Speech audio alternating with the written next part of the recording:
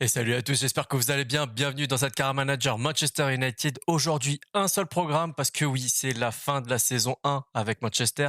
Et donc, ce sera la finale de la Ligue Europa face au Bayern Munich. Donc, un très très gros choc pour finir cette saison. Et après la finale, on fera donc les stats, les plus, les moins au niveau de nos joueurs, les meilleurs buteurs, les meilleurs passeurs, les classements de chaque compétition. Donc, on fera un bilan très complet et on se préparera pour la saison prochaine.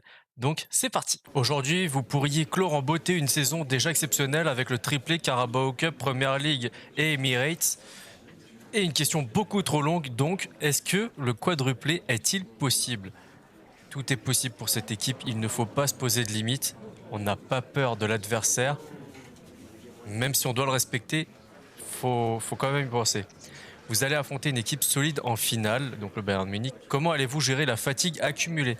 Alors oui, j'ai regardé un petit peu, il y a un peu de fatigue, mais on a beaucoup de travail pour en arriver là, beaucoup de sacrifices. Donc c'est pas une petite douleur un petit peu gênante qui va nous déranger aujourd'hui. Dites-nous, à votre avis, votre prochain adversaire peut-il vous battre? C'est possible. C'est carrément possible, ils sont en finale et ça reste le Bayern Munich. Alors, ne me posez pas la question de comment ils ont fait pour être rétrogradés I'm en going to let Ligue them go. Europa, Thank you all for attending. mais Thanks for your questions. I promise clairement, I'll start ils with sont you next favoris. time. Pour moi, on se parle clairement. Pour moi, le Bayern Munich sur cette affiche-là est favori, même, même si on a gagné énormément de trophées cette saison. Alors oui, il y a un petit peu de fatigue, c'est vrai, comme par exemple Cristiano Ronaldo, Bruno Fernandes, Casemiro, Raphaël Varane, mais on compte sur eux, c'est vraiment la colonne vertébrale de cette équipe. Donc ils font partie du 11. On part donc en 4-3-3, point de basse avec Oblak dans les buts, Malacia à gauche, Dalot à droite, Martinez et Varane, comme je viens de le dire, Casemiro, Eriksen et Fernandes. En attaque, on retrouve donc à gauche Rashford, à droite Anthony et en numéro 9, Cristiano Ronaldo. Sur le banc de remplaçants, Martial, Sancho, Ramsey, Moukoko, Van de Beek, McTominay et Guardiol. Là aussi, il y a un petit peu de fatigue, notamment pour Ramsey et Guardiol. Et maintenant, la belle composition du Bayern Munich en 4-2-3-1 avec Neuer dans les buts, Walker à gauche, Mazraoui à droite, Torres, De Ligt en défense centrale, Kimmich, Goretzka, Mané à gauche, Coman à droite, Müller et Ajorc en numéro 9. Ça va être une rencontre exceptionnelle. On est toujours en multi-team. Le stade Vélodrome nous accueille aujourd'hui pour ce match. 3 minutes, le temps est partiellement dégagé. C'est parti pour la finale de la Ligue Europa. Oui, évidemment, on va vivre l'avant-match ensemble. Je vais vous laisser toute la cinématique. Il n'y aura pas la musique, malheureusement, parce que bon, les droits d'auteur, vous connaissez. Mais au moins, vous voyez dans quelle atmosphère on va rentrer pour ce match. Un tifo d'un petit joueur, vraiment un tout petit joueur. Allez, Level qui nous accueille. Ah oui, et techniquement, c'est le Bayern qui reçoit, donc on jouera en blanc pour cette finale.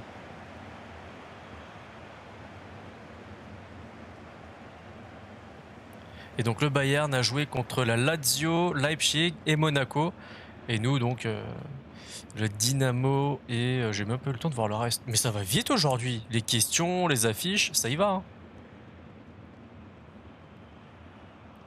Allez, c'est peut-être le dernier match de cet homme-là qui est à gauche de votre écran avec nous cette saison. Je pense que je ferai un sondage dans l'espace communauté de la chaîne YouTube pour voter tout simplement est-ce que oui ou non on garde ou on vend Cristiano Ronaldo.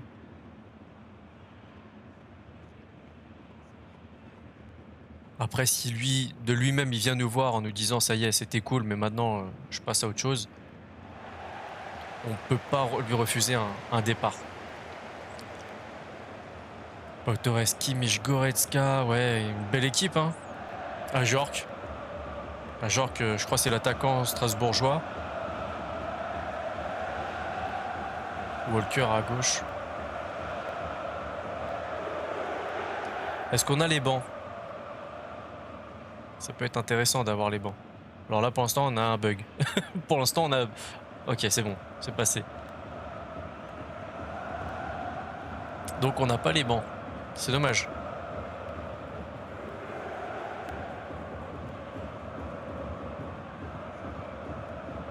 Allez, la petite photo pour la finale.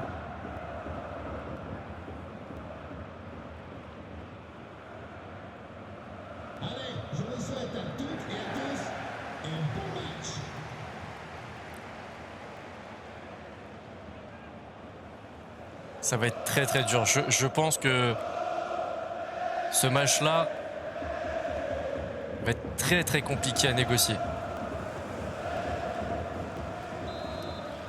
Et c'est parti au Vélodrome qui est plein. Il est plein à craquer. Ça fait plaisir à voir.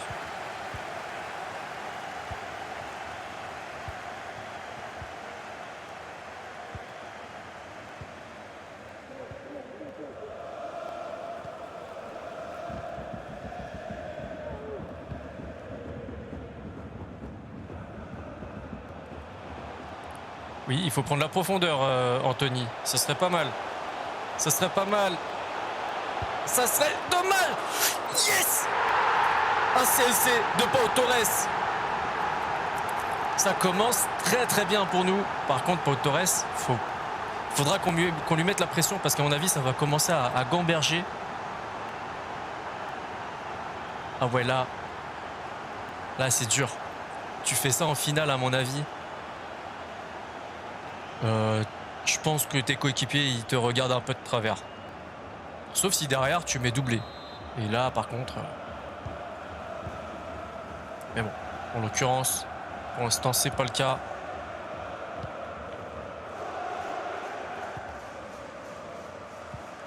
Tiens, et d'ailleurs, je suis en train de penser à... Enfin, je vois Mané sur le terrain. C'est tombé aujourd'hui. Hein. Je sais pas si vous êtes au courant de ce qui s'est passé dans les vestiaires du Bayern. Mané aurait gentiment caressé le visage de Leroy Sané. Et le Bayern a suspendu Sadio Mané. Sadio Mané qui n'est plus que l'ombre de lui-même depuis son départ de Liverpool. Comme la plupart des très bons joueurs qui partent de Liverpool en fait, hein, tout simplement. À commencer par Coutinho. Coutinho qui a tout fait pour partir au Barça. Depuis, on n'a plus jamais entendu parler de lui.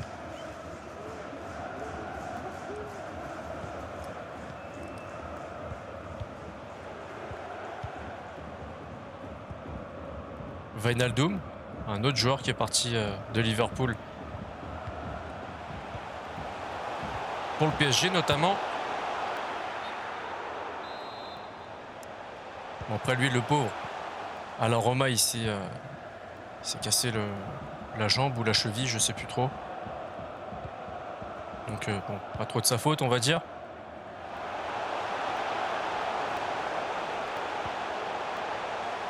Bon, le retour de Walker.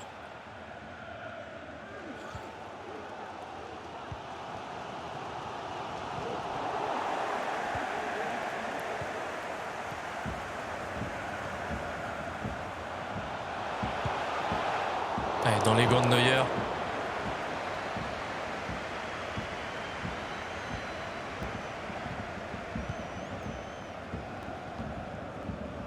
Ah, c'est bien, on est sur quasiment tous les ballons.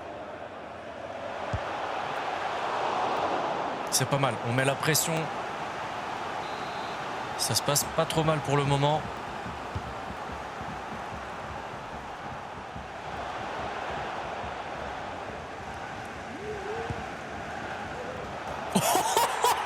Oh, je me disais, elle va jamais y aller et finalement. Incroyable. Je me suis dit comme ça, avec très peu de... Bah, pas d'élan du tout en fait. Il n'y a pas d'élan du tout. Incroyable.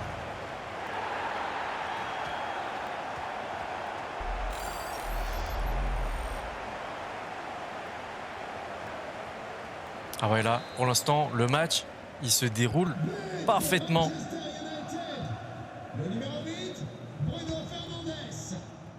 Et il est magnifique le but de Fernandez.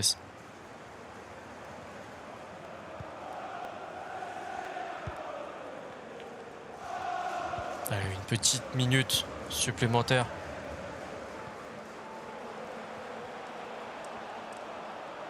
Attention.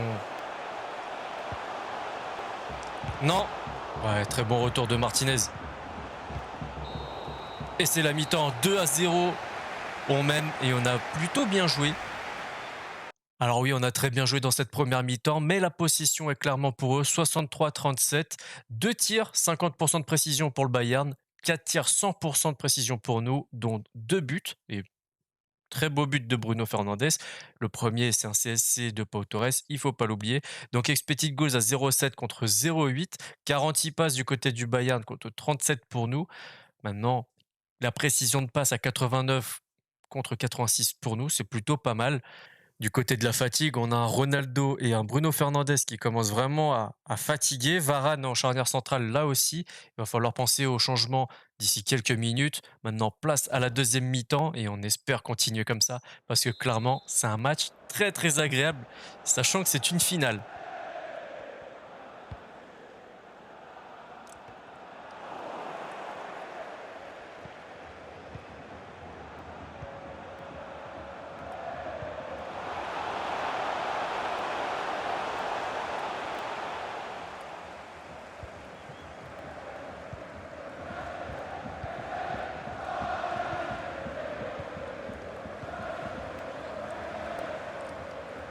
Oh, bien joué Sadio Mané. Ça aurait pu nous faire mal. Allez Anthony, à 2 contre 1, ça va être dur. Ronaldo n'a pas suivi.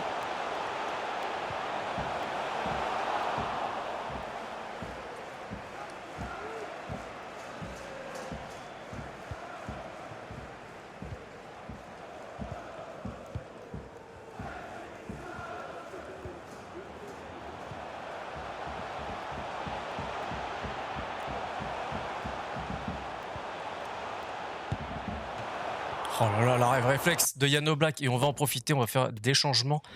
On va faire redescendre un tout petit peu nos ailiers qui sont un peu esselés là sur les côtés là. Allez, 2 changements pour commencer. Donc Martial et Ramsey à la place de Cristiano Ronaldo et Bruno Fernandes qui aurait pu rester encore un petit peu, mais je préfère faire les 2 changements d'un coup.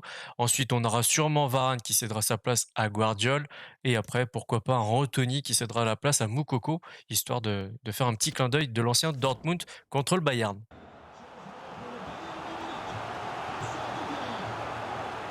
Et aussi à York qui sort pour Leroy Sané.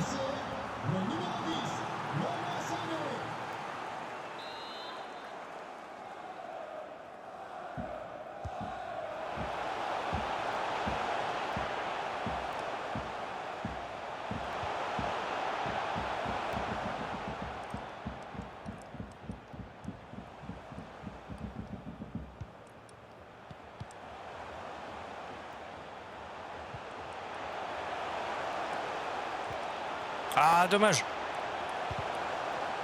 J'avais cru. Et Mané, il lâche rien. Le Mané de Liverpool, là, si on l'avait aujourd'hui, vraiment, il nous aura fait très mal. Et j'ai vu Müller qui sort. C'est qui prend sa place? Gnabry, ok.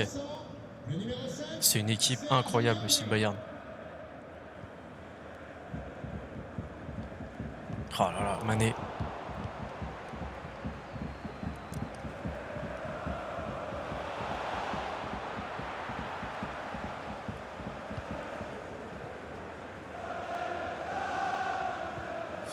Non, ça marche pas. Là, clairement, le retour des vestiaires n'est pas bon pour nous. On va faire sortir Varane à la place donc de Guardiola et Anthony. On va faire entrer Moukoko.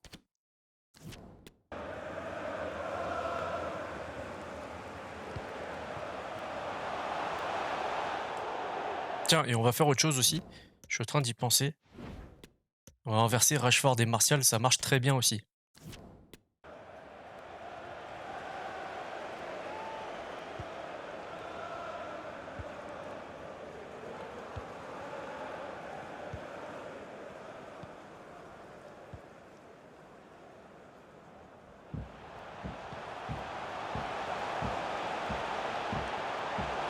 Allez, fonce Moukoko.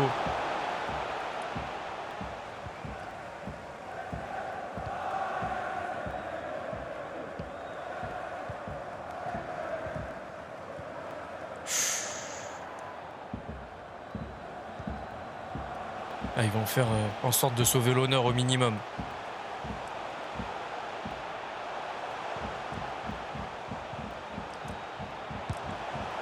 Ah, il y a une Oblak magistrale. Ah, On profite de cette sortie de balle pour faire un changement de dispositif. On va passer en 4-2-3-1, histoire de solidifier un peu plus le milieu de terrain parce que clairement le Bayern là prend vraiment le dessus. Et donc McTominay va se loger à la place de Christian Eriksen aux côtés de Casemiro. Logiquement, quelques secondes à tenir, ça devrait aller. Et on ne sait jamais, dans les finales, surtout contre le Bayern Munich, ça peut faire très très mal.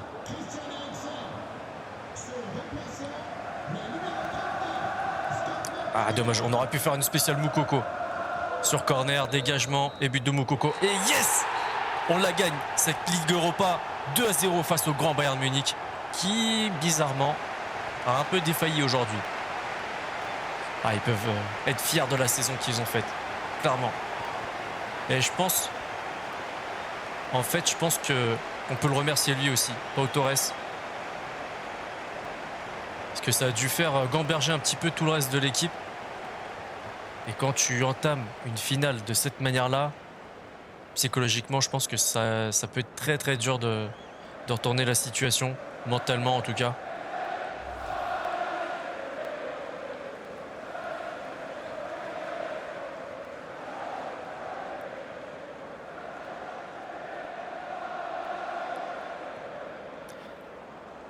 Ouais, j'avoue que pour le petit clin d'œil, j'aurais préféré qu'à la place de Casemiro, ce soit Ronaldo ou Rashford par exemple. Ça aurait pu être très bien que ce soit lui aussi. Mais bon, on a un trophée et pas des moindres. On a fait une saison exceptionnelle.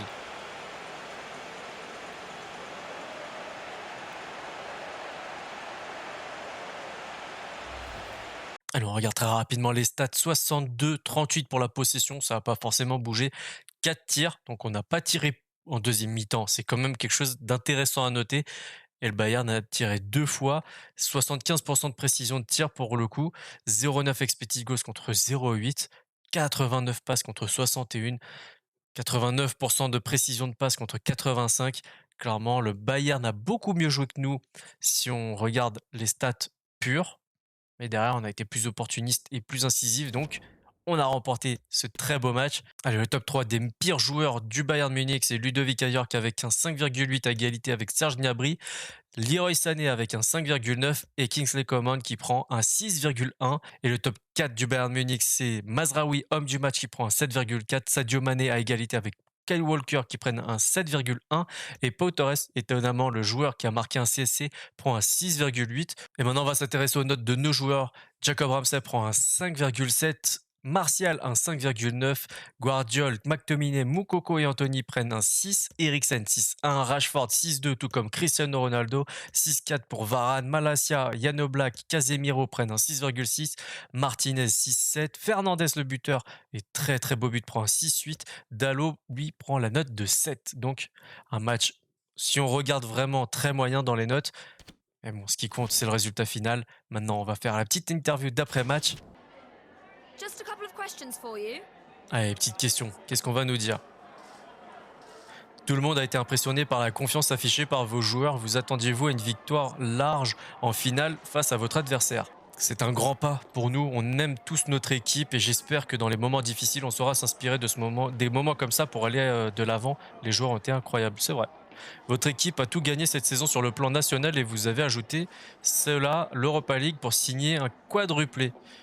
Alors, j'aimerais bien avoir le temps de finir les questions. C'est compliqué sinon. Mais bon, ça vient récompenser tous les efforts de notre équipe. Et clairement, un quadruplé, c'est rarissime. Et c'est la récompense pour avoir donné tout ce qu'il fallait pour gagner chaque match. Que s'est-il passé en seconde période? Alors, c'est compliqué parce que là, les réponses ne me conviennent pas du tout. Ils nous ont facilité la tâche. C'est, je pense, ce que je pourrais répondre parce que, ouais, en première mi-temps, on a bien joué et en deuxième, on a complètement géré. Seul là, on est tourné vers notre prochain match, c'est pas possible. Et on mérite ce résultat, oui et non. Donc je vais dire, voilà, ils nous ont facilité la tâche parce que le CSC en première mi-temps et derrière, bah, ils n'ont pas réussi à inverser la tendance. On a juste pu No gérer further comme on questions, pouvait thank you. et au final, on ramène la coupe à la maison. Bon, petite info comme ça, la Ligue Europa, ça rapporte 8 600 000 euros. Donc, c'est une belle somme. même si derrière on a pris 180 millions, je crois, de la Premier League. Donc, on peut pas comparer ça. Allez, c'est le moment de faire le petit bilan de la Première Ligue. Et donc, on est premier, on est champion de la Première Ligue avec 33 victoires, 5 nuls, 0 défaite, 88 buts marqués, 24 encaissés, 104 points cumulés. C'est énorme. C'est vraiment une saison exceptionnelle. C'est pour ça qu'au dernier épisode, la petite miniature, il y avait le trophée doré comme Arsenal en 2003-2004. Derrière nous, on a City qui finit deuxième avec 92 points, 2 défaites, 8 nuls, 28 victoires. C'est vraiment une très très belle saison. Et troisième, on a Liverpool avec 26 victoires, 6 nuls, 6 défaites, 84 points. C'est vraiment une bonne saison, mine de rien, surtout par rapport en vrai. Hein, je signerai tout de suite. Ça, c'est encore autre chose. Aston Villa, par contre, eux, c'est la saison exceptionnelle. Quatrième, 25 victoires, 7 nuls, 6 défaites, 82 points. Arsenal, malheureusement pour eux, ils sont cinquième, 69 petits points, 9 défaites, 9 nuls et 20 victoires. Chelsea, pas de Coupe d'Europe la saison prochaine, 65 points, finit sixième. Les Spurs, eux aussi, septième avec 60 points. Newcastle 9e, on va faire comme ça, un Leicester 11e, Everton 14e, Fulham 16e, ok. Et donc les relégables, Southampton, Palace, Bournemouth, ok, Nottingham Forest qui se sauve à 2 points, c'est vraiment pas mal. Place à la FA Cup, on est rentré au 5e tour, donc assez tard dans cette compétition. On a affronté Preston 3-0, petite victoire assez tranquille. Ensuite, on a fait 3-1 face à Wolverhampton. Pareil, hein, pas plus compliqué. En demi-finale, par contre, on a affronté Liverpool et là, c'était un peu plus dur puisque vous le voyez, on a gagné que 1 but à 0. Et la finale face à Middlesbrough 2-0. Là, par contre, ça va, on était assez relaxé. Place à la Carabao Cup, on est rentré au 3e tour face à Burnley, victoire 4-0. Ensuite, on est tombé sur Derby County 3-1. En quart de finale, on a affronté Chelsea 1-0. Pour les demi-finales, Crystal Palace, au cumul des 2 matchs, on a fait 5-3. Et la finale face à Manchester City, un beau derby, et on a gagné 2-1. Maintenant qu'on a parlé des compétitions en Angleterre, on va parler des coupes européennes et donc en Ligue Europa. Pour ce qui nous concerne, on était tombé dans la poule du Real Sociedad, Cluj et Jagiellonia. On était premier avec 5 victoires, 1 nul et 0 défaite. En huitième de finale, on a affronté le Dynamo Zagreb. On a gagné 2-1 au cumul des 2 matchs. En quart de finale, on a affronté le FC Porto 4-1 au cumul des 2 matchs toujours. En demi-finale, on est tombé contre Feyenoord. On a gagné 5-2 sur les 2 matchs. Et la finale, on vient de la vivre ensemble, 2-0 face au Grand Bayern de Munich. Et là, franchement, c'est une petite saveur un peu particulière. Allez, on finit avec les coupes européennes. Maintenant, ça ne nous concerne plus, mais c'est toujours intéressant de le savoir. Cette année, c'est Anderlecht qui a battu la Gantoise en finale de l'Europa Conference League. Je vous le place comme ça, mais le vainqueur de la Super Coupe de l'UEFA, c'est le Real Madrid 2-1 face à l'Eintracht Francfort. Et on finit donc avec la Ligue des Champions et victoire, la première victoire de Manchester City en Ligue des Champions, c'est face au Milan AC 2-1. Enfin, ils l'ont eu après tant d'années à essayer de la choper et enfin ils l'ont, donc bravo à Manchester City. Allez, maintenant qu'on a parlé des classements, on va regarder les stats des joueurs et donc c'est Ronaldo le meilleur buteur avec 36 buts en 37 matchs, suivi de Mo Salah à la deuxième place, 30 buts en 38 matchs et Guedes de Wolverhampton avec 21 buts en 36 matchs. Ensuite il faut descendre à la 9e place pour retrouver un de nos joueurs, 17 buts en 34 matchs, Bruno Fernandes. En termes de passes décisives, on a encore une fois Bruno Fernandes qui est cette fois-ci premier avec 16 passes D, Anthony avec 13 passes D, Diaz qui finit le podium avec Liverpool 11 passes D et derrière on a Ronaldo 10 passes D en 37 matchs, Rashford 10e avec 8 passes D et maintenant l'invincibilité des gardiens, donc Yann Oblak premier avec 17 invincibilités suivi de Martinez et Ramsdale. Maintenant place à la FA Cup en termes de meilleurs buteurs, c'est Brown d'Exeter, de Madison, Leicester City et Eriksen se trouve lui donc à la 3e place avec 4 buts en 6 matchs et Martial juste derrière 4 buts lui aussi mais en 5 matchs. Alors je comprends pas. Normalement, dans ma logique, Martial devrait être troisième parce qu'il a un match de moins. En termes de meilleurs passeurs de FA Cup, on a Coutinho, Guedes et Godden. Et pour retrouver nos joueurs, il faut aller à la 7e et 8e place. C'est Rashford et Dalot. Donc 2 passes décisives chacun. Et encore une fois, l'invincibilité, mais cette fois-ci toujours en FA Cup. On a Oblak 4e avec 2 invincibilités. Et Nicholson 12e place avec 2 invincibilités lui aussi. Donc c'est vraiment très très bon. Pour la Carabao Cup, cette fois-ci, on a De Bruyne, meilleur buteur avec 5 buts en 6 matchs à égalité avec Anthony Martial. 5 buts et 6 matchs également, c'est pour ça que j'ai dit égalité. Ronaldo, lui, est quatrième avec 4 buts en 4 matchs. Ramsey, le jeune joueur qu'on a recruté en début de saison, lui, 4 buts en 6 matchs. On va regarder les passes D. Là, par contre, on est bien placé. Ronaldo, 3 passes D en 4 matchs. Salah, deuxième avec 3 passes D en 2 matchs. Donc, c'est encore mieux pour moi. Martial, 3 passes décisives en 6, tout comme Ramsey. Donc, c'est vraiment très cool. Et on finit avec la Ligue Europa. Le meilleur buteur, c'est Anthony Martial avec 10 buts en 11 matchs. Performance incroyable. Ensuite, on a Jiménez et Zaccagni. Mané, Guiri et Ronaldo à la 6e place avec 5 buts en 9 matchs et peut-être qu'un peu plus bas comme toujours. Bruno Fernandes lui est 19e avec 4 buts en 9 rencontres. Maintenant, on va regarder les passeurs. Bruno Fernandes 6e avec 4 passes D. On a ensuite Martial avec 3 passes D, 8e. Ronaldo qui est 15e avec 2 passes décisives. Eriksen 19e avec 2 passes décisives lui aussi. Et en termes d'invincibilité, Yann Oblak est tout en haut avec 6 matchs sans encaisser de but en 9 rencontres. Donc c'est vraiment très très cool. Allez, maintenant on va s'intéresser au stade de notre effectif. Et donc on commence par le gardien Yann Oblak, le joueur slovène de 30 ans qu'on a recruté en tout début de cette carrière. Il a pris un petit plus 2, c'est vraiment très cool. 50 matchs joués, 26 sans encaisser de but. Donc c'est vraiment très très bon. Nicholson, le joueur qu'on a recruté du centre de formation, 11 matchs déjà à son actif. C'est vraiment pas mal pour une première saison à 18 ans. Il a pris un petit plus 2, donc il est passé à 63 et 3 matchs sans encaisser de but. Terrell Malacia, 32 matchs joués, il a pris un plus 3 à 23 ans, c'est vraiment très intéressant. Une passe D, 16 matchs sans encaisser de but, donc c'est plutôt cool. Incapié, 31 matchs, donc on voit, hein, Malacia et Incapié, ils ont joué quasiment autant de matchs et ils ont le même impact. Incapié a pris un plus 3 et 2 passes D, c'est très intéressant. Varane, 43 matchs, il a pris un petit plus 1 à 30 ans, c'est vraiment très intéressant. Maintenant, je pense qu'on va commencer tranquillement à le voir descendre petit à petit. Lisandro Martinez, un petit plus 3, ça c'est vraiment très très bien, je suis satisfait de sa performance, il a marqué un petit but. Ensuite, on descend, on a Guardiol, 19 matchs, il est arrivé à l'hiver, donc c'est à noter quand même. Il a pris un petit plus 1, donc il va faire que de grimper, celui-là j'en suis certain.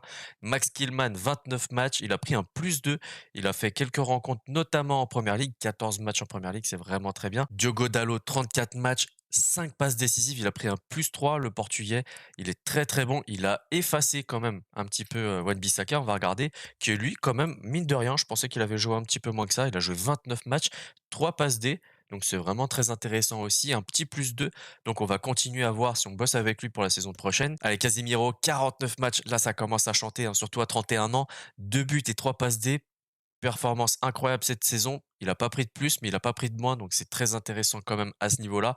Il va encadrer encore les jeunes. Scott McTominay, 43 matchs, petit plus 2 à 26 ans, pas mal. 5 passes D et 1 but. Christian Eriksen, là, ça commence à chanter. 57 matchs cette saison, notamment 33 en première ligue, 5 buts et 6 passes décisives.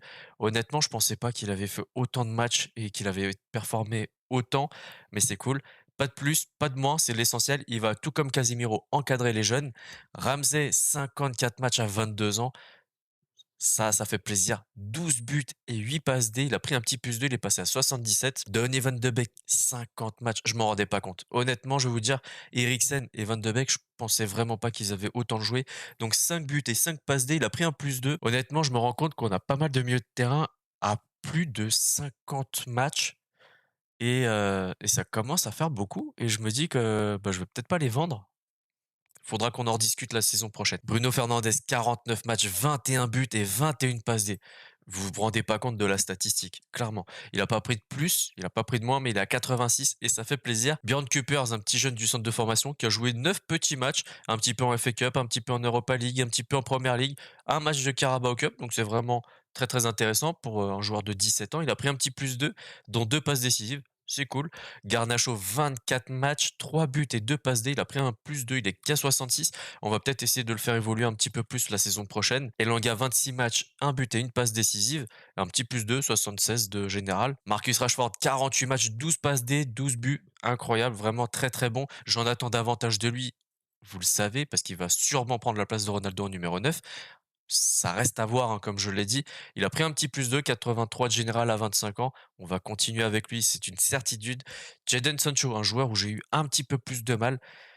Et là où je l'attends, c'est vraiment en termes de buts. Et il en a marqué que 2 en 38 matchs. 7 passes décisives, c'est pas mal, mais c'est pas là où je le veux en fait. Je le veux vraiment au-dessus. Il a quand même pris un petit plus 2, donc on va le garder.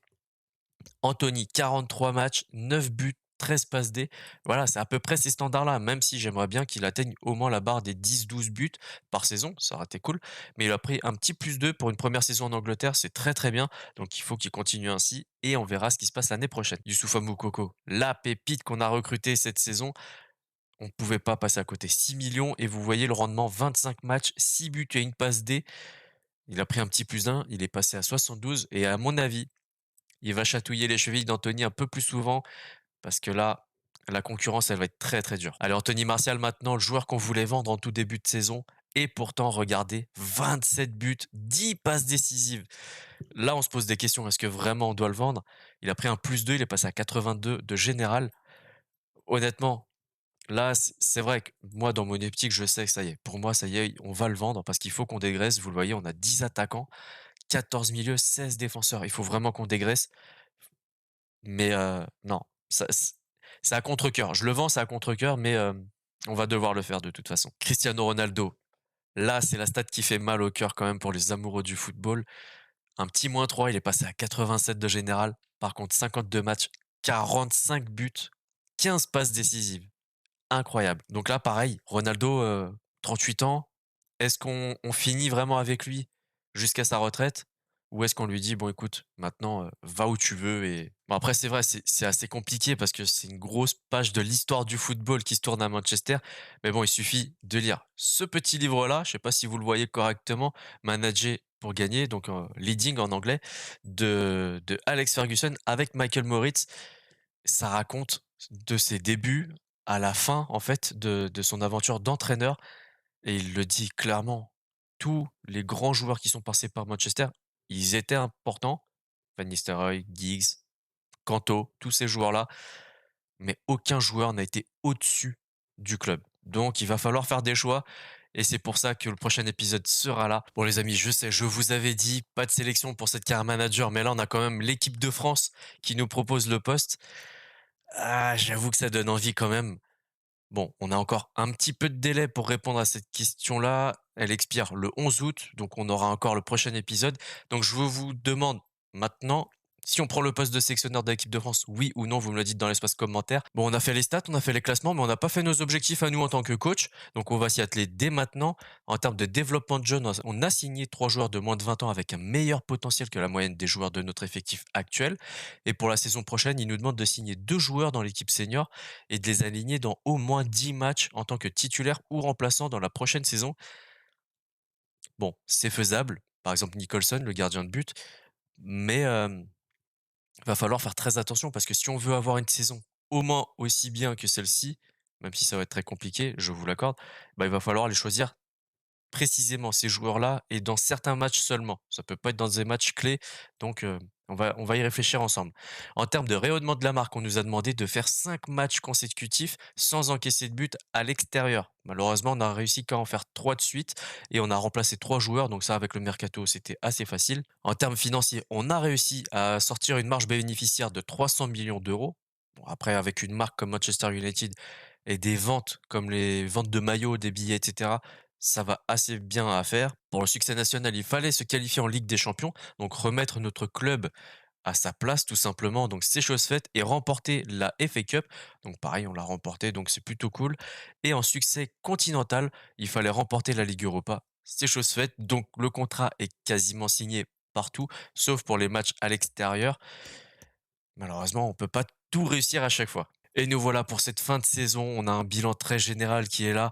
Première Ligue premier, vainqueur de FA Cup, vainqueur de Carabao Cup, vainqueur d'Europa League et Challenge américain, vous le savez, hein, c'est la compétition de pré-saison. On est sorti en poule malheureusement, mais c'est pas grave. On va faire la fin de saison ensemble. Nous sommes arrivés à la fin de la saison et le club ne pourrait pas être plus satisfait de vos performances jusqu'à présent. Les joueurs et le personnel vous apprécient. Vous avez fait un excellent travail en vous alignant sur la philosophie du club, sur le terrain, mais aussi en dehors.